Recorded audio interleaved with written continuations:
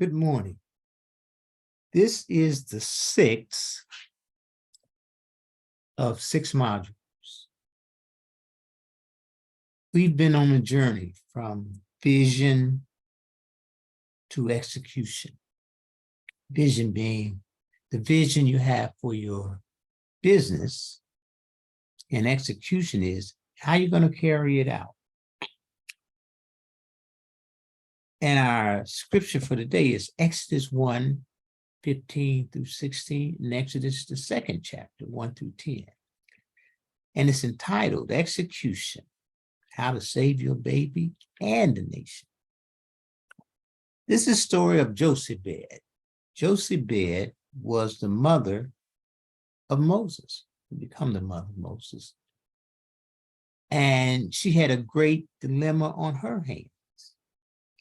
Pharaoh had decreed that all newborn Hebrew infant males were to be killed.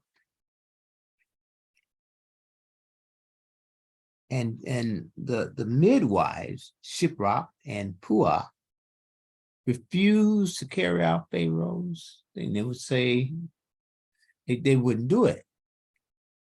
And so Pharaoh, and so God blessed them with children of their own. You see, and so one thing Joseph Bed realized is that it takes a village to give birth to a child, and it takes a village to save a child. Now, so Joseph Bed was able to hide Moses for 3 months. After 3 months, she conceived of a plan and executed it. So what she did, she studied the Egyptian princess, Pharaoh's daughter, her comings and going when she bathed, so she would know just when to leave Moses, so she would be the one to discover him. Because she was the only one who would have been able to keep him from being executed as a Hebrew male. Then Joseph Bed instructed her daughter Miriam to stay close to Joseph, Moses, so that when the princess discovered him, Miriam would be able to tell her, I know a woman who can care for your child, who's nursing herself. And so the princess agreed to that and said she took Moses to be her child. She adopted him. Now, it took a village to save Moses. It took the midwives to refuse to kill him. It took the princes, an unknowing member of the village, to take in Moses and to raise him as her own son. Now, as an aside, you have to understand, when the princes took in Moses and adopted him, that put him next in line to be Pharaoh. And that's going to cause some trouble down the line, but we won't do that anyway. And so Herod, because Pharaoh was worried about the growth of Hebrew boys, he ordered they be destroyed.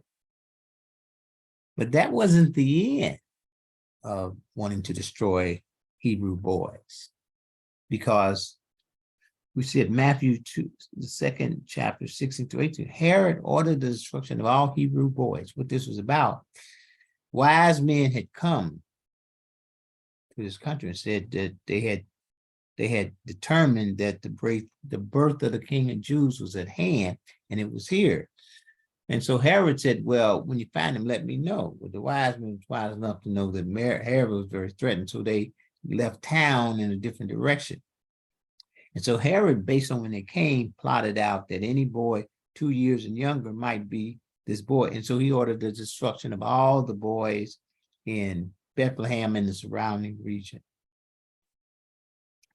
And we see that lesson. But first, the big special lesson is Joseph Bed, by working with a group of women, was able to save her son. And as you know, Moses would grow up to be the deliverer, and he would deliver the children of Israel out of Egypt. See, it takes a village to save your child, And ultimately, if you save your child, you may save the village and the nation and ultimately the world. And that continues in our day. African-American male infants have the highest mortality rate in the world. 5.4% of African males, 5.4% of every 1,000 male children die as African-American males. And the main reason they die is that our mothers don't get prenatal care, and they aren't able to take care of themselves. And so, and I don't think that's any accident. So one of the callings of the African-American female entrepreneur is we've all got to come together to save African-American males, because when you save African-American males, you create the conditions under which African-American females can save all of us. Because when you save a woman, you save a family. And when you save a family, that means African-American male. You save a family, you save a community. And when you save a community, you save a nation and ultimately the world. Thank you.